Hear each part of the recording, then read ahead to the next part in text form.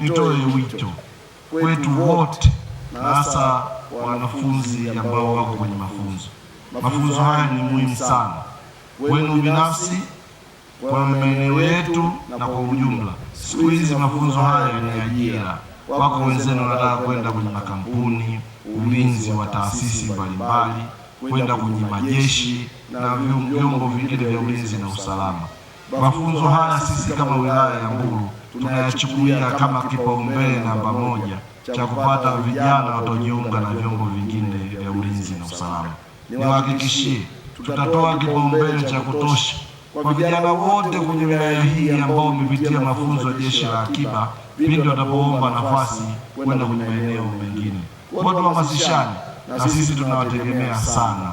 Kwa hiyo tujitokeze kwa wingi na tuhakikishe tunapata mafunzo haya kwa ajili ya maslahi yetu binafsi na maeneo yetu.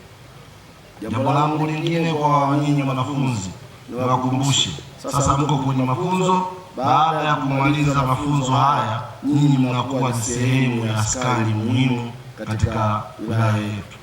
Kwa hiyo nitoe wito, mafunzo mtayapata hapa katika mafunzo haya mkayatumie vizuri, kwenda kuelimisha jamii yenu, kwenda kuelimisha wenzenu wanaozunguka na mnaishi nao, lakini nyinyi wenyewe muwe mfano bora kwa yale mafunzo mliofundishwa. Hatutegemei mtu alimaliza mafunzo hapa kesho tumkute yeye ndio anaongoza kwa wizi. Hatutegemei tumkute yeye ndio mtovu wa nidhamu. Hatutegemei yeye akutwe na makosa katika jamii, bali yeye alimaliza mafunzo haya ndio wa kwanza kutusaidia.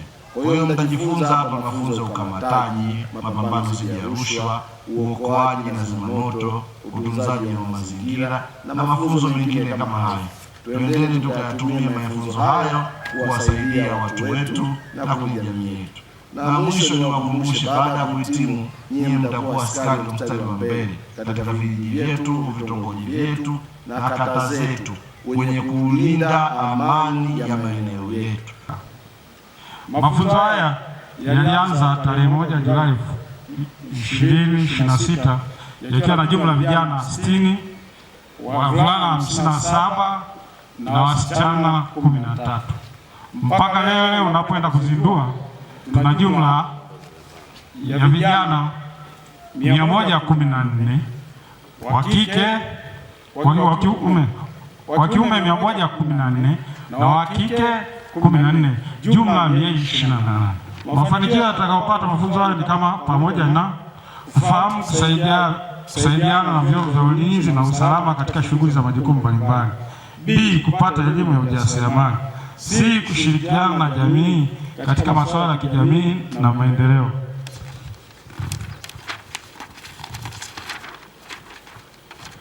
D, kuweza kupata ajira katika makampuni ya ulinzi yaliyopo nchini na kujiongezea kiuchumi. Kuweza kushirikiana na viongozi wao katika kutatua changamoto za ulinzi na usalama zinazojitokeza katika maeneo yao. Ndugu vijana wa mgambo ni ajira. Mgambo una faida, unakupa ukakamavu. Tunakutegemea katika ulinzi wa taifa hili.